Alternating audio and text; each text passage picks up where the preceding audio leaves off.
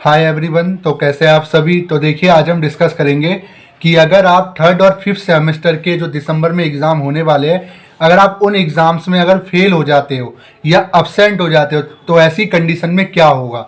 तो आज की वीडियो काफ़ी इंपॉर्टेंट है उन सभी स्टूडेंट के लिए जिनके एग्ज़ाम अगले महीने से शुरू होने वाले, दिसंबर से जिनके एग्ज़ाम शुरू होने जा रहे हैं। और ये एग्ज़ाम जो है वो थर्ड सेमेस्टर वालों के भी है जिन्होंने 2022 में एडमिशन लिया था, प्लस जिन्होंने 2021 बैच में एडमिशन लिया था फिफ्थ सेमेस्टर वाले स्टूडेंट, उनके भी एग्ज़ाम नेक्स्ट मंथ से कंडक्ट होने वाले हैं। तो आज की वीडियो में आज ये डिस्कस करूंगा कि अगर आपका जो एग्ज़ाम है वो अगर आप मिस कर देते हो, आप यानी एब्सेंट हो जाता है, या मान लीजिए उस एग्ज़ाम में अगर आप फेल हो जाते हो, तो ऐसी कंडीशन में आपके पास क्या क्या और चारा रहेगा उसके लिए, मतलब कि तरीके से क्या क्या आप आगे कर सकते हो, क्या क्या आपके पास ऑप्शन रहते हैं।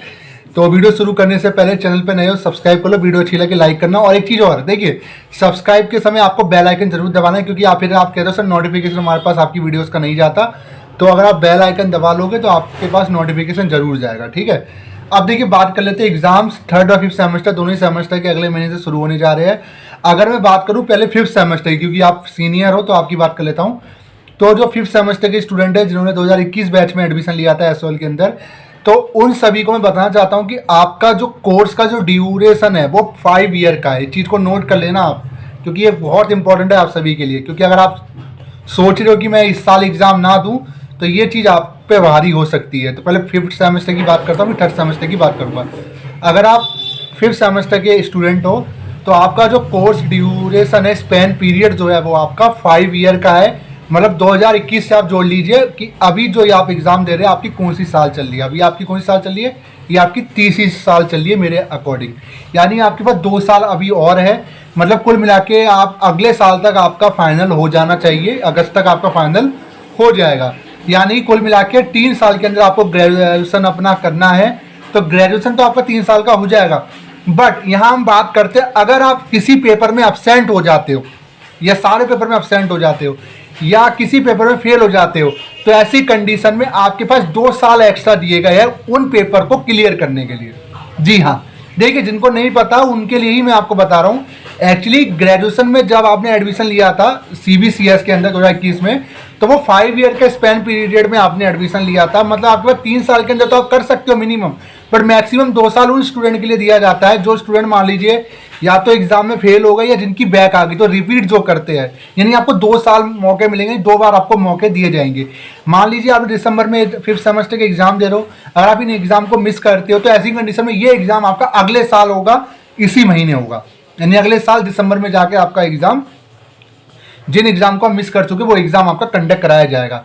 ठीक है, वहीं अगर बात करें कि अगर आप फेल होते हो तो ऐसी कंडीशन में भी सेम ही रहेगा। अब्सेंट और फेल की कंडीशन में भी यही रहेगा कि ये दोनों एग्जाम आपके अगले साल होंगे। फिफ्थ सेमेस्टर वालों के कहाँ पे होंगे, ये ईआर की कंडीशन में आएगा। मतलब ये आपका 1 साल पूरा वेस्ट हो जाएगा, क्योंकि 6 सेमेस्टर की जो ईआर होगी उसके भी 1 साल लगेंगे। देन दिसंबर का जो आपका भी बैक आएगा उसको भी आपको क्लियर करने के लिए 1 साल लगेंगे। यानी कुल मिला के आपका 5 ईयर। इस चीज़ को नोट कर लेना। अगर आप सोच रहे हो कि मैं एग्जाम देने ना जाऊं तो इस चीज़ को नोट कर लेना। आप पूरा 1 साल अपना खराब करोगे अगर आप किसी एग्जाम में अगर अब्सेंट होते, दिसंबर वाले एग्जाम में। इस चीज़ को नोट कर लेना। अगर आप सब में पास हो जाते हो तो ऐसी कंडीशन में आपका अगस्त सितंबर तक आपकी ग्रेजुएशन हो जाएगी। बट अगर फिफ्थ सेमेस्टर में अगर आपकी किसी में अब्सेंट होती है या फेल होती है, ऐसी कंडीशन में आपको 1 साल और रिपीट करना पड़ेगा जब तक उस सब्जेक्ट को आप क्लियर ना कर ले। और तब तक करना पड़ेगा जब तक सब्जेक्ट आपका क्लियर ना हो जाए। स्पेन पीरियड के अंदर 2 साल आपको एक्स्ट्रा दिए गए हैं, यानी 5 ईयर की ग्रेजुएशन है। 3 साल, तीसरा साल अभी चल रहा है, और ये जो 2 साल रहेंगे इसी के अंदर आपको अपना पूरा कोर्स कंप्लीट करना। अगर इन 2 सालों में आपका कोर्स कंप्लीट नहीं होता, टाटा बाय बाय, सब खत्म। आपको दोबारा से कोर्स अपना स्टार्टिंग करना पड़ेगा। तो यही एक होगा, क्या होगा मैंने आपको बता दिया। फीस आपकी जाएगी अगर आपकी बैक या अब्सेंट लगती है, तो सोच समझ के अब्सेंट करना काफ़ी ज़रूरी है। अब आपके मन में सबसे बड़ा सवाल होगा, सर मेरा सीए का एग्ज़ाम है, मैं सीए वाली बात कर लेता हूँ, मेरा सीए सीएस का एग्ज़ाम है, मैं क्या करूँ। तो मैं एक ही चीज़ आपसे सजेस्ट करूँगा कि सीए सीएस का एग्ज़ाम हर साल तो नहीं होता। आप सीए सीएस का एग्ज़ाम दीजिए। अगर डेट क्लैश हो रही है, फिर आप जो भी एग्जाम मिस करोगे उन एग्जाम को आप अगले साल दे सकते हो, पर 1 ईयर का आपको सेक्रीफाइस करना पड़ेगा। आपकी जैसे आपके फ्रेंड की 3 साल में ग्रेजुएशन हो जाएगी, आपकी 4 साल में होगी, 5 साल में होगी। ये चीज़ को आप नोट कर लो। ठीक है, तो ये मैंने आपको बता दिया फिफ्थ सेमेस्टर की कंडीशन। अब बात कर लेते हैं थर्ड सेमेस्टर वाले स्टूडेंट जिन्होंने पिछले साल एडमिशन लिया है, जो अब थर्ड सेमेस्टर में आ चुके हैं। तो थर्ड सेमेस्टर में आपका एडमिशन हो चुका है, कॉन्ग्रेचुलेसन। अब आप एग्जाम देने के लिए एलिजिबल हो चुके हो। अब ध्यान से सुनिए, जितने भी ऐसे स्टूडेंट चाहे वो एसओएल से बिलोंग करते हो, एनसी वेब से और रेगुलर से, तीनों के लिए मैं बता रहा हूँ, आपका जो एडमिशन हुआ है वो एनईपी के तहत हुआ है। और इसके अंदर एक गुड न्यूज ये है कि इसके अंदर कोई फिलहाल के लिए स्पैन पीरियड का कहीं भी जिक्र नहीं किया गया है। मतलब मिनिमम तो है 3 से 4 साल, 3 साल तो वैसे रहेगी, 1 साल आपका एक्स्ट्रा रहेगा। हम मिनिमम कह सकते हैं 4 साल तो आपका एडवांस डिग्री के साथ ग्रेजुएशन है। बट मैक्सिमम कितना लगेगा इसको लेकर कोई भी अपडेट नहीं है, क्योंकि न्यू एजुकेशन पॉलिसी की जो खासियत ही यही है कि जब चाहे आप अपनी स्टडी बीच में रोक सकते हो और 2 साल बाद, 3 साल बाद जब चाहे मर्जी वहीं से, जहां से आपने स्टडी छोड़ी थी वहीं से अपनी स्टडी अब कंटिन्यू कर सकते हो। तो यानी यहाँ पे स्पैन पीरियड का कोई मतलब बनता ही नहीं है। ठीक है, जितने भी 2022 वाले बैच के स्टूडेंट जिन्होंने एनईपी के अंदर एडमिशन लिया है, मैं उनकी बात कर रहा हूँ। तो आप सभी को बताना चाहता हूँ कि आपका कोई भी स्पैन पीरियड फिलहाल के लिए नहीं है। बट हाँ, एक चीज़ मैं आपको बताना चाहता हूँ, देखिए हमारे समाज में, देखिए एक आप सभी को पता होगा ग्रेजुएशन 3 साल की होती है, सबको पता है।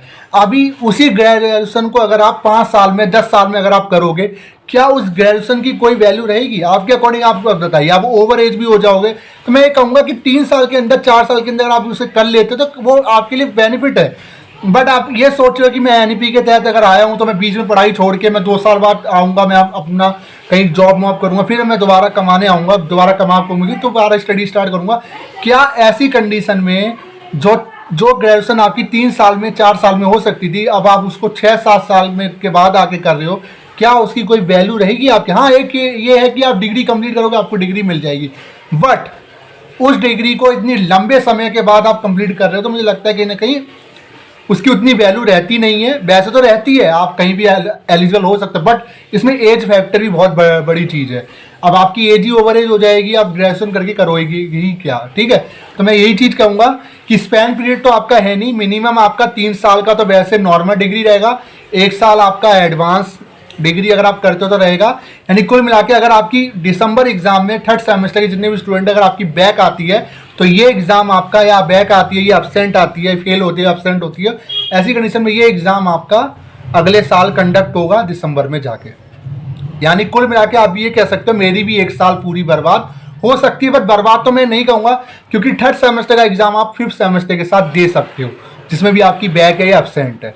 तो मैं अभी तो आपका कुछ है ही नहीं, क्योंकि ये उनके लिए ज़्यादा इंपॉर्टेंट रहता है जो फाइनल ईयर में है, क्योंकि उनको रिपीट करना पड़ेगा, एक्स्ट्रा साल देने पड़ेंगे। बट अभी आप एग्जाम ना भी दो तो भी ये एग्जाम सारे 5th सेमेस्टर के साथ हो जाएंगे।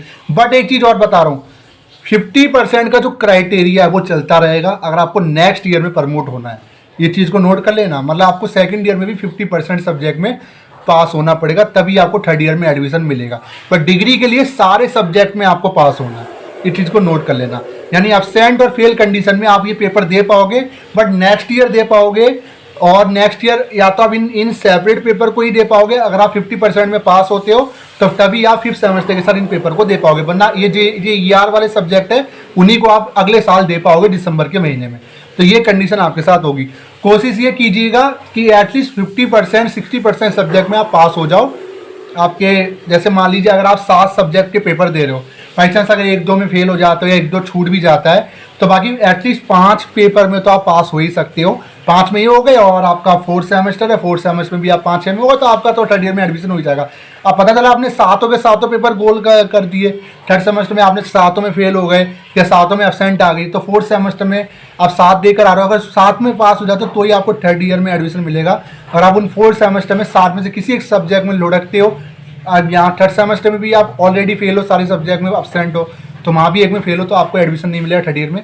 जिन में ईआर है उन्हीं के पेपर आपको देने पड़ेंगे दिसंबर के महीने में। ठीक है, तो ये कंडीशन आपके साथ होगी, वो मैंने आपको बता दिया है। और बाकी आप सभी के एग्जाम शुरू होने वाले हैं और जल्दी हम अपने इंपॉर्टेंट क्वेश्चन लेकर आएंगे। छोटी सी वीडियो थी, वीडियो कैसी लगी, वीडियो को लाइक कर दे, चैनल को सब्सक्राइब कर दे। आपका कोई भी स्पैन पीरियड नहीं है कि आप कितने साल में अपनी ग्रेजुएशन कर सकते हो। जो मिनिमम बताई रखी है वो यही है, 3 साल का आपका डिग्री रहेगा नॉर्मल, 1 साल आपका करते हो एक्स्ट्रा, तो आपका एडवांस डिग्री आपको मिलेगा। मैक्सिमम को लेकर अब कोई प्रॉस्पेक्टस में जिक्र नहीं है, ना एनईपी में जिक्र है, यानी कि ये एग्जिट और एंट्री का ही इसको बनाया गया है। जब चाहे अपनी स्टडी रोको, जब चाहे जहाँ से रोकी हुई है वहीं से अपनी स्टार्ट कर दो। ठीक है, तो ये चीज़ तब अच्छी लगती है जब आप सक्सेस हो। बाकी मैं ये कहूँगा कि बीच में छोड़ के भागोगे, 3 साल 4 साल बाद आओगे, तो कहीं ना कहीं उस डिग्री को करने का कोई, मेरी ख्याल से कोई मज़ा नहीं रहेगा।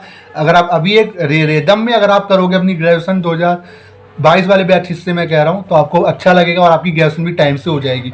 बट स्पेंड पीरियड का मतलब ये नहीं है कि आप जब चाहे आ रहे हो, जब चाहे अपना वो ले रहे हो। तो इससे मैं कहूँगा कि उससे वो मज़ा नहीं रहता। वो अलग बात है कि आपको एग्ज़ाम देने दिया जाएगा, सब कुछ देने दिया जाएगा। तो इसलिए मैंने भी आपको बता दी, ये वीडियो सोल एनसीएफ रेगुलर तीनों के लिए है।